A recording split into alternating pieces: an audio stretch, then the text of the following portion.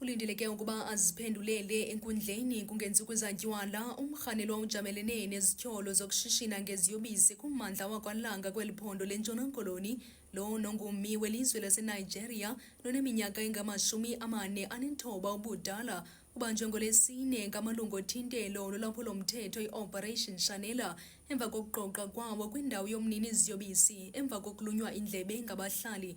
Kutyholwa ngelithi kufunyenwe iziyobisi zohlobo lwe-Mandrax ezizipilisi ezili-107, isixa se-crystal meth neyaziwa njenge-Dick kunye nomkhono wekati ongagunyaziswanga.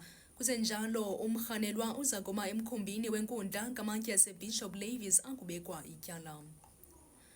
Xa ndiqwela ndiqongqotha inqokoqho kwezi isebe lemfundo ephakamileyo noqeqesho nedyunivesithi yaseFort Hare bathi basebenzisana ngokusondeleyo nomasipala wesithili amathole ndawonye nomasipala iRaymond Mhlaba kanye ngelonqakuma wethu masizibambe ngolo hlobo eza ngale iyure. Ukufumana izindaba nezinye ungathi sixata kwikhasi lethu lonxibelelwano uFacebook elithi Zibonele FM 98.2 News. Kungenjalo usicwetheze kumnatha wethu ongu-www.zibonelefm.co.za. Phina uncamle kwakho kulo vimba wethu cicimayo ngentsimbi ye-9 nezingamathole endaba kube cosi kubele.